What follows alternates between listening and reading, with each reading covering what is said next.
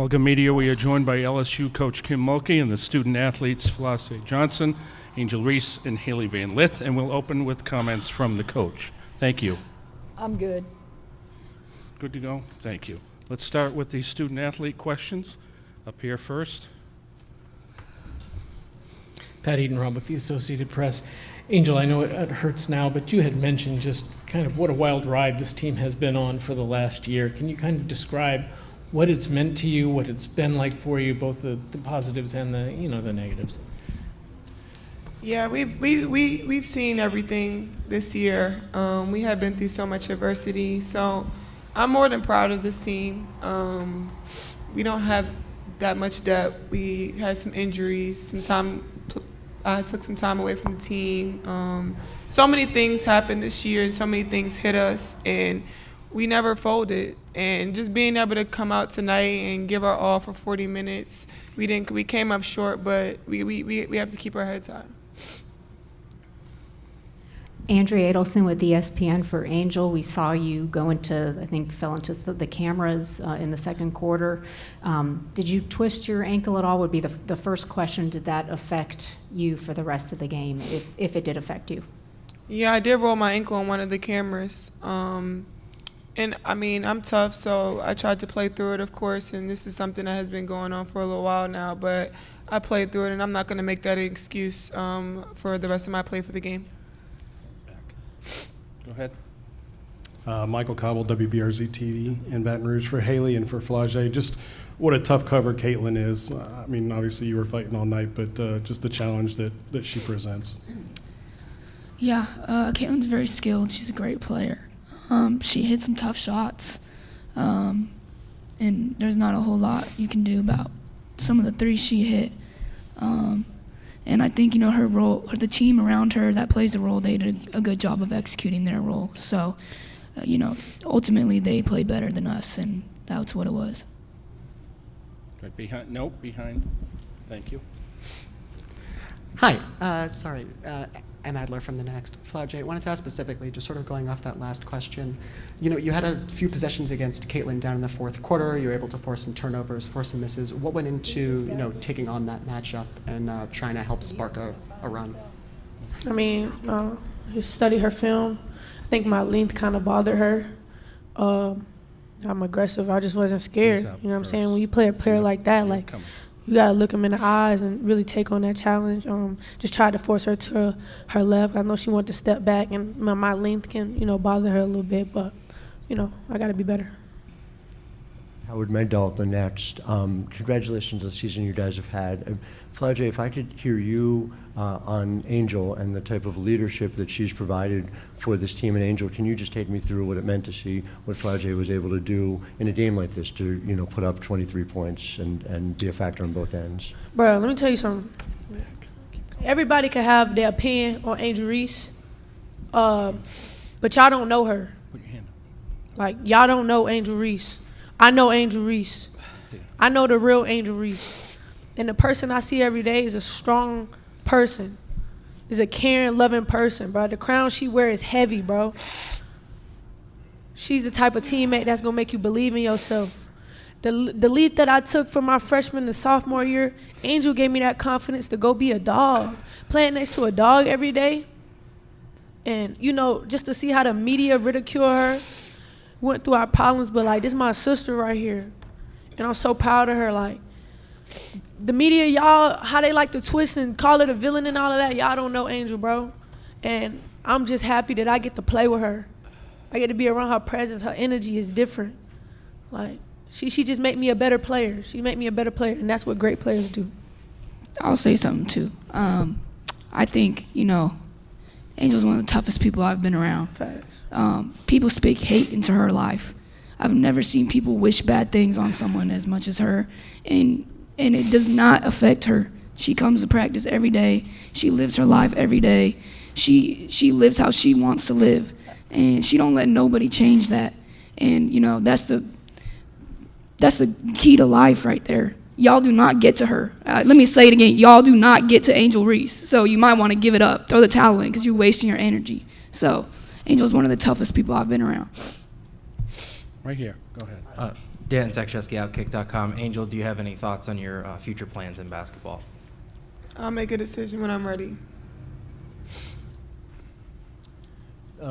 Jacques, do you say WAP-TV in Baton Rouge to any of the players? The third quarter, what do you think kind of went wrong there? It seems like your little snake bit balls just rolled off the rim and some tough turnovers and so forth. Yeah, that's pretty much it. They outscored us in the third quarter. I think that was just experience, turnovers, like you said. I take that on the chin. I feel like I got to be better. Just communicating with my team better, getting us into the offense better. Like, I got to be better. I think as a team, that third quarter, kind of went under, never came back up per se. You know what I'm saying? But it was just it was small mistakes. It's those everyday things we do in practice that, bad pass here, turnover here, defense misexecution, transition. You know what I'm saying? So it's going to be things that we got to clean up, but we take that on the chin.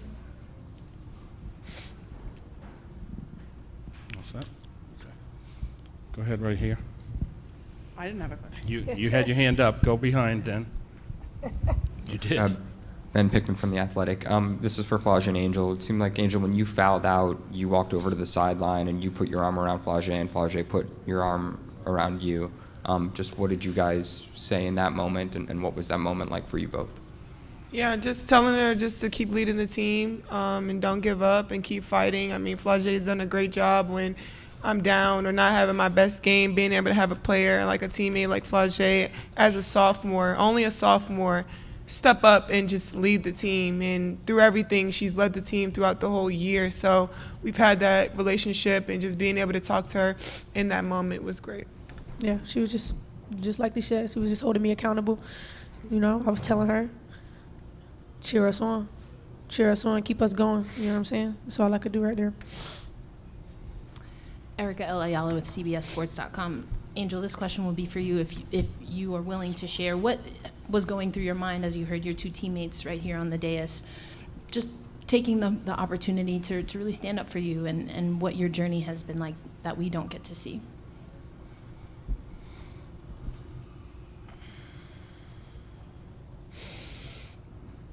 I don't really get to stand up for myself.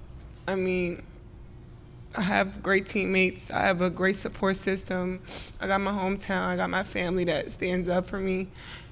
I don't really get to speak out on things just because I just try to ignore, and I just try to stand strong. Like, I've been through so much. I've seen so much. I've been attacked so many times. Death threats. I've been sexualized. I've been threatened. I've been so many things, and I've stood strong every single time. And I just try to stand strong for my teammates because I don't want them to see me down and not be there for them. So I just want them to always just know I'm still a human. All this has happened since I won the national championship, and I said the other day I haven't had peace since then. And it sucks, but I still wouldn't change. I wouldn't change anything, and I would still sit here and say I'm unapologetically me. I'm going to always leave that mark and be who I am and stand on that. And hopefully the little girls that look up to me, and hopefully I give them some type of inspiration that, hopefully it's not this hard and all the things that come at you, but keep being who you are. Keep waking up every day. Keep being motivated, staying who you are, staying 10 toes, don't back down, and just be confident. This is for Kim. Can you talk a little bit? Let's wait till they leave. Sure. Yes, only players right now. Sure. Thank you. Sorry about that. This is for Angel. Can I same question for Angel and all three of you? What is the impact of the LSU-Iowa rivalry on women's basketball? Let's start with Angel. Thank you. I think it's just great for the sport, just being able to be a part of history. Like I said, no matter which way it went tonight, I know this was going to be a night for the ages, and just being able to be a part of history is great. Playing against another great player, of course, is always amazing, and our viewership going up, and I'm sure so many different people watched us tonight. So I'm just happy to be here. I'm happy to just keep raising women's sports, not just women's basketball, but just women's sports in general. Flau'jae? Yeah, it's good for the game. Women's basketball has gone to new heights. I'm happy to be a part of it. Just happy to happy to be a part of it. It's not all the times you get to see players like Caitlin Clark and Angel Reese. You know what I'm saying? And I'm just blessed. Last year I was a freshman seeing everything. This year I'm a sophomore, able to contribute. Next year I'm gonna leave my mark and grow the game. Hailey? Yeah, like they said, I mean, it's an honor to be a part of it. It was an honor to be in that moment. And the best thing about rivalries is they don't end. So LSU and Iowa will play each other again, and, we'll have another opportunity. Last one is here. Angel, it seemed like you had a nice exchange with Caitlin in the handshake line. You mind sharing kind of what you told her? Yeah, she just told me continue to be a great player, and I told her continue to be a great player as well, and keep elevating the game and go win it. Thank you to the student athletes for your time this week. We appreciate it. Thank you. Good job. Good job, baby. Good job, y'all. Thank you. We'll now take questions for the coach. Start here, second row. Hi, Coach. Two quick questions. First, it seemed like Where are you from? Sorry. Yes, identify, name, and affiliation. Sorry, M. Adler from The Next. Two quick questions. Just what went into the strategy in terms of how you wanted to defend Caitlin Clark?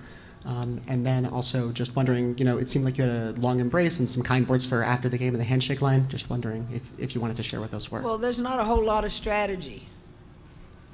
You got to guard her.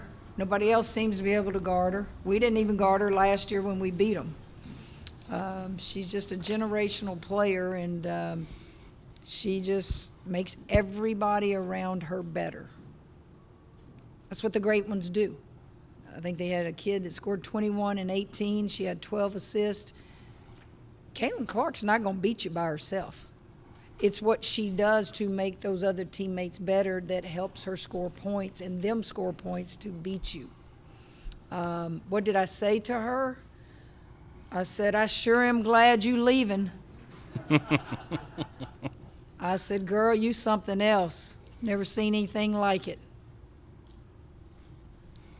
Right here and then up here. Michael Cobble, WBRZ TV. Were you surprised at all at the pace of that first quarter? Yes, in talking to my team, we played to their pace. And we ended the first quarter with the lead. But back first. I think their pace dictated that third quarter. I think it really hit us in the third quarter, that pace. Kim, Nancy Armour, USA Today Sports. How hobbled or how limited was Angel, and can you talk about the performance that she had despite that injury? I didn't ask anybody, how bad the sprain is, and honestly, I'm assuming it's the same ankle that she sprained in the SEC tournament. But you're in the heat of the moment. She's playing. Trainer never came to see me to give me any details, so I don't know that Angel or I, either one, would ever make an excuse that her being hobbled was why we lost the game. Dan Zakrzewski, Outkick.com. Coach, your team wasn't on the floor during the national anthem. First part, was that a conscious decision on your part? Second, can you say what the team was doing during that time? Honestly, I don't even know when the anthem was played. We kind of have a routine where we are on the floor, and then they come off at the 12-minute mark. I don't know, and we come in and we do our pregame stuff. I'm sorry, listen, that's nothing intentionally done. Jacques Dussault, WAP-TV in Baton Rouge. Coach, your players had some very passionate and animated comments just now about Angel and treatment and criticism and whatnot. Just your thoughts of what you just listened to. I'm going to assume something here now. I'm going to assume they're talking about social media attacks, and I don't see all that. I don't do social media. I thought it was heartwarming. I thought it was touching. They are young people that are on social media, and that is their teammate. And it sounded like to me they've been wanting to get that off their chest. So I just listened like you guys did.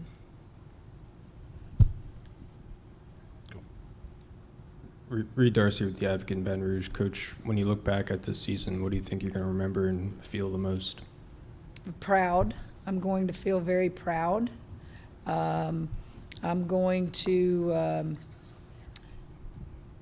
think of the little things that we overcame that put us in an Elite Eight. You're one game away from going back to the Final Four. And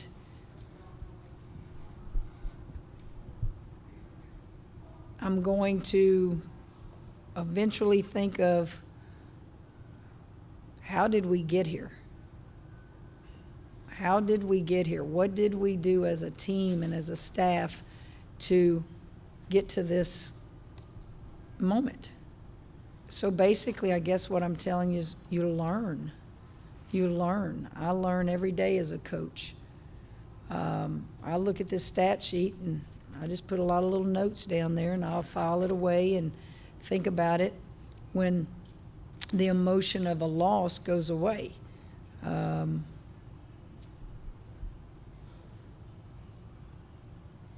We shot the ball, y'all, almost 20 times more than they did. So that's the pace I'm talking about. And then you look at that second and especially the third quarter where we just missed shots.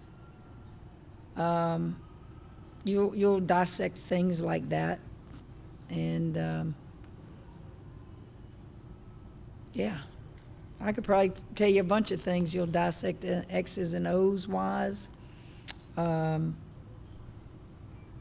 Reverse the ball, just a little bit tougher in the moment. Depth. I mean, you could just sit and talk all day about the game.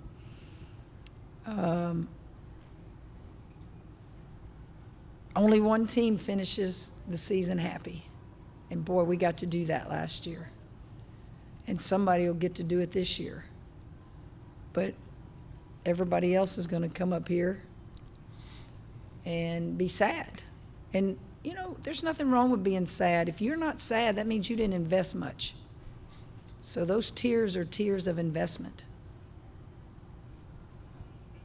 Pat Edenrob from the Associated Press. Kim, your players have talked about how since a calendar year ago they have become world famous for good, for bad. How has that strengthened your team, changed these young women, and what does it mean for the group that will be coming back and going forward? I've been doing this almost 40 years. That doesn't count as a player.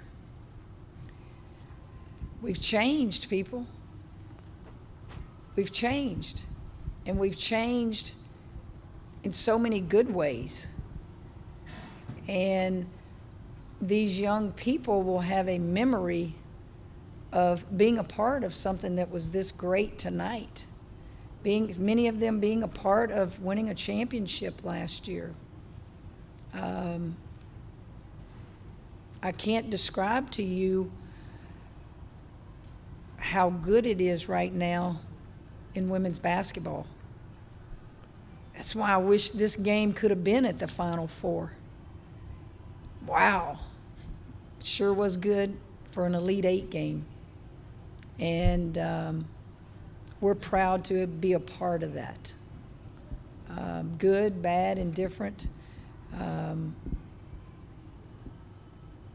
Our world has changed a lot when you talk about what they were just talking about, social media.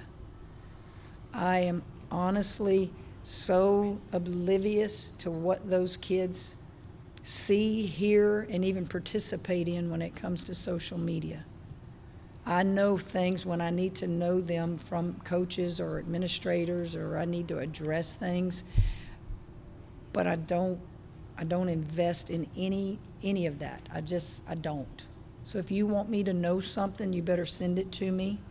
Otherwise, I don't see it unless a family member or a team member or somebody, brings it to my attention. Here, and then the last one in the middle. Go ahead. Hey, Coach. Azar Johnson from MV Sports. I wanted to ask you, Hailey Van Lith, it's clearly her last game. If you could just, and I'm pretty sure having the night she had, if you could just speak to the contribution that she brought to this team and everything that she's done, because one game doesn't define anything. I'm pretty sure if anybody can speak on Hailey and her contribution, you can. Well, I hope it's not her last game, but if it is, I'm proud to have been her coach for a year. She's got another year if she wants to come back. So does Angel. I know they have to make decisions, but the thing that we talk about a lot on the men's side, we talk about one and dones, right? And how, terrible that is. You go through a period, you can't have, these players for long periods of time. Man, they're selfish. They go on to take care of themselves. Look, everybody's different, and they got to do what they have to do. Hailey Van Lith came to LSU after being an abundant shooter, shot it a lot at Louisville, had great success, was on good teams. But she graduated in 3 years with a finance degree. She wanted to experience all the things I guess she saw from afar with our championship last year. And for her to take that leap of faith and leave her comfort zone at Louisville, you don't see many players do that when she was that big a piece to their puzzle. She has embraced learning a new position, taking less shots. Our last game against UCLA, I thought her stats were very good, but I'm an old point guard, and I see all that.